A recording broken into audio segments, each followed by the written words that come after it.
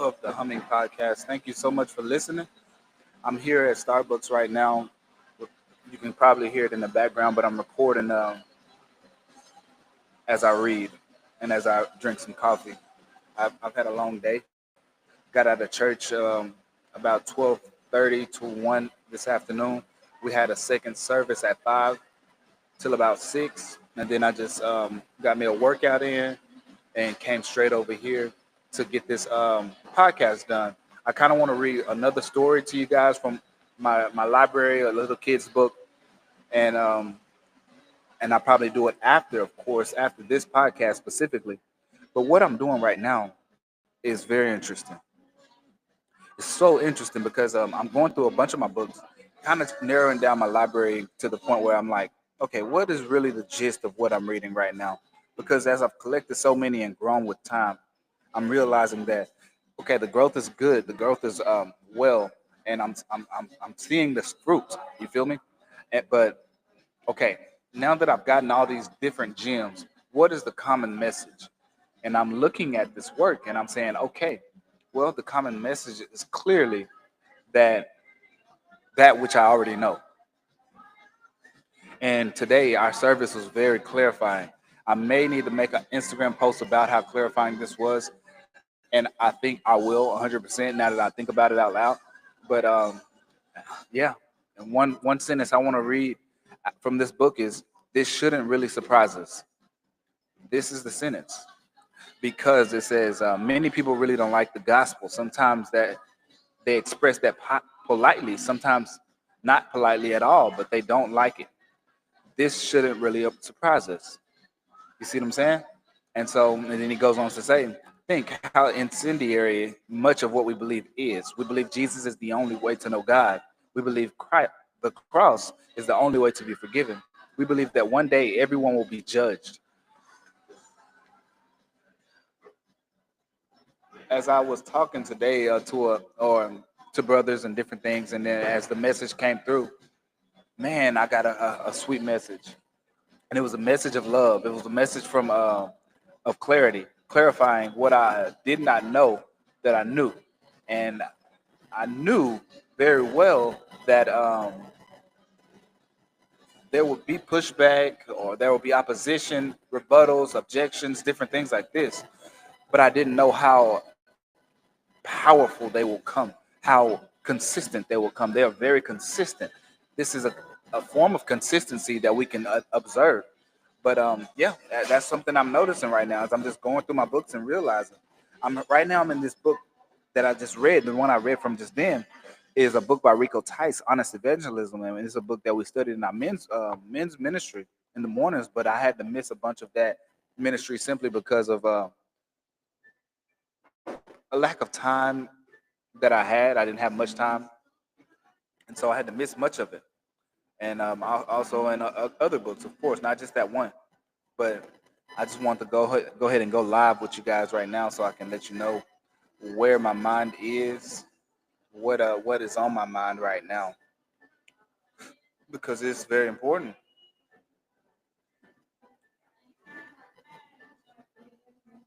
Another thing, I'm finna jump in another book,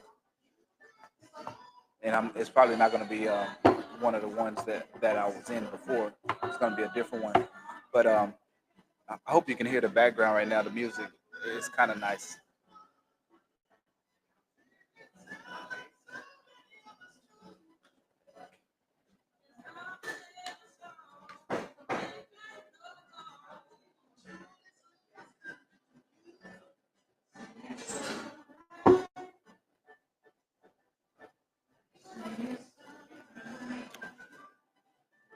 I actually had a little time the other day to watch this movie Macbeth, which Denzel Washington was in, and I broke down that a little bit. So that's another reason why I had to be here today to break down this text that I was actually so deeply impressed by. That's saying a lot. I'm not often impressed by this form of work, but I was deeply impressed. I was impressed by this work. Let's see how deep my notes go. Okay.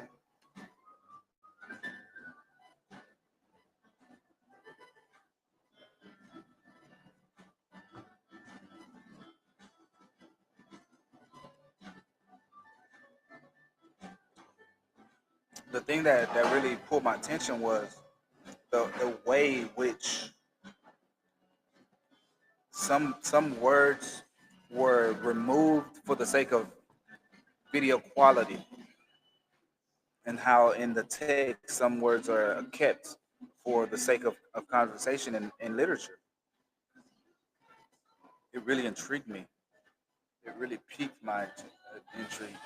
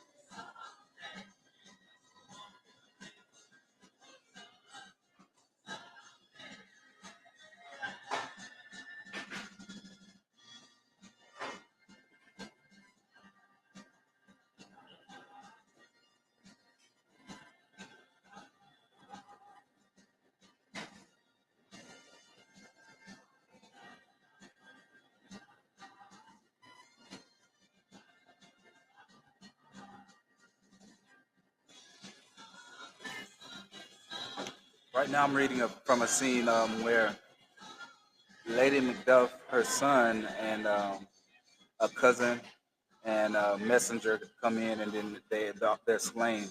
So the slaying of Lady Macduff is what I'm reading right now.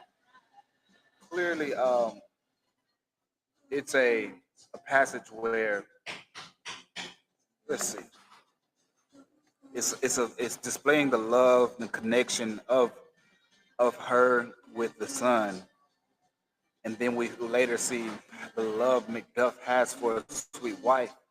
But we don't get to see Macduff's interaction or fight. We only see Macduff find out this news and how it affects him. He said, "Have they all been slain, my pretties?"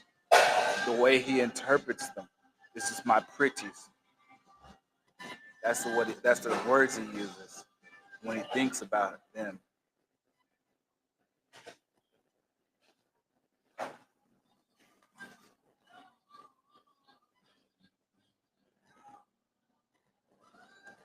We'll jump forward to a point where it says, "How does my wife? Why well, and all my children well too." This is the part where Ross lies to him.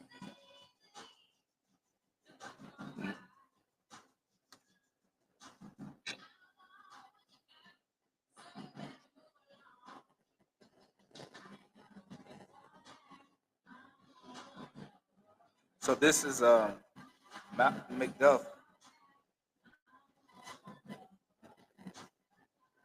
I guess Macduff and Malcolm did know Ross, and he lies right there.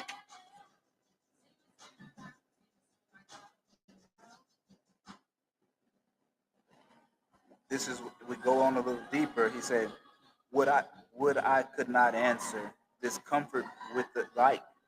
but I have words that will be howled out in the desert air, where hearing should not latch them. What concern they? That's what Macduff said. The general cause, or is it feet? Is it a feet grief due to some single breast? And Ross says, no mind that's happened, that's honest, but in it shares some woe, though the main part pertains to you alone. That's when he gets to the business, and he lets him know that this main part pertains to the king or to Macduff. He said, if it be mine, keep it not from me. Quickly, let me have it. And then he goes, let not your ears despise my tongue forever, which shall possess them with the heaviest sound that ever yet they heard. Hum, I guess at such good text, such good words. I guess at it. Your castle was surprised, your wife and babe savagely slaughtered. To relate this matter, were only the quarries of this murdered deer to add the death to you.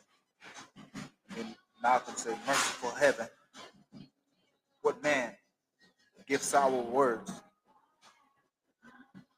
Here's a piece that was pulled out of the show. What man ne'er poured your hat upon your brows? Give sour words. The grief that does not speak whispers the o'erfright heart and bids it break. Then Macduff said, my children too. And Ross said, wife, children, servants, all that could be found. Macduff says, and I must be from thence. My wife killed too, I have said. And then Malcolm chimes in, be comforted. Let's make us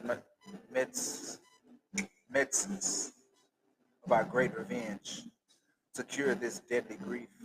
Macduff says, he has no children, all my pretty ones. Did you say all? Oh, hell, kite all. What? All the pretty chickens and their tail at one fell swoop.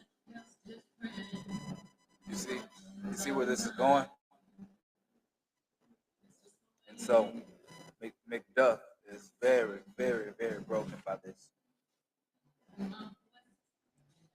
This is a very powerful part. As I was watching the show, I just realized, like, man, I should tap into this.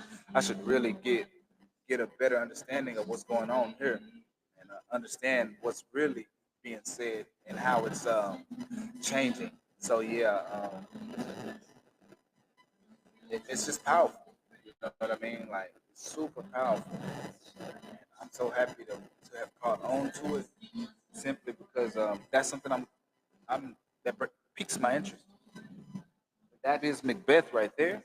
I have my book, Where There's Smoke by Sandra Brown here. I have Mary Diham.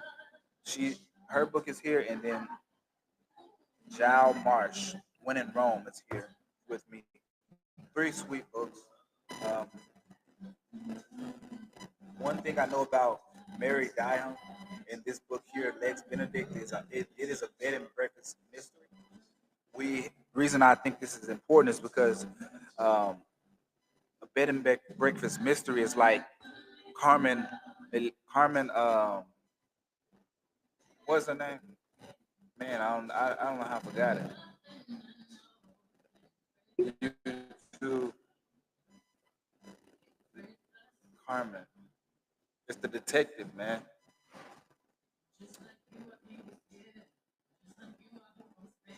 I'm gonna find it real quick.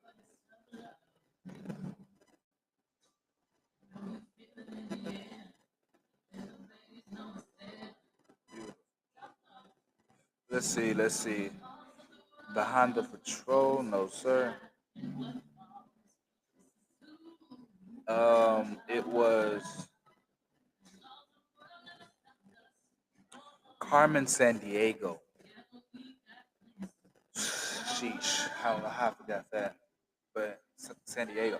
So basically, every episode is a new mystery. Just like the bed and breakfast. This bed and breakfast is the main scene, so you won't have to continue to clarify what this scene looks like. you'll learn the bed and breakfast. You'll get to a great understanding about the bed and breakfast. And as you know, this you will start to learn. Okay, these are the scenarios. This is what happens. A show that I watched that really helps me here is the show called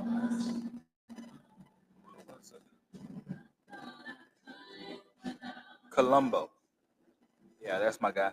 As I continue to not watch the show, I get intrigued by other. So I got Columbo, but they have other shows like Monk, and they got a show called Dallas. They got many Texas Rangers shows. They got other stuff like this, but Columbo is the one that I watch simply because it's my style.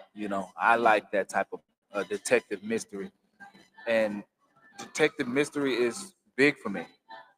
And not only is it just that, but but I just it's powerful. It's super powerful. And so this bed and breakfast mystery reminds me of that. Columbo does a lot of work in different sceneries, but his form of business, his form of handling detection and detective work is so familiar that when you turn on his episodes and different things, you start to get a better feel of about how this crime could be solved in the future or something, how it could be solved or how it could play out. And so you start to understand it, and you kind of work the mystery with them. You try to predict it and different things like that. But yeah, that's Mary Dime. This book is called Legs Benedict. So we're gonna dive into a good fella. It says the only good fella is a dead fella, basically. When in Rome, I have not read this one yet, but I know it is legendary. And the reason why I bought it was unique, but we're not gonna get into that right now. Okay, we will highlight one thing. Is a inscription on the top. It says she writes better than Christie. So that's a popular writer. Sandra Brown, Where There's Smoke, and it has a airplane on it. Sandra Brown wrote this book in 1993, the year I was born. That might have a significance in why I knew I had to buy this book, even though I buy a lot of her books. Y'all hear that? Stevie Wonder in the back. Stevie Wonder in the back, baby. That's my guy. Go, Stevie. Living just enough for the city. Yeah, yeah, yeah.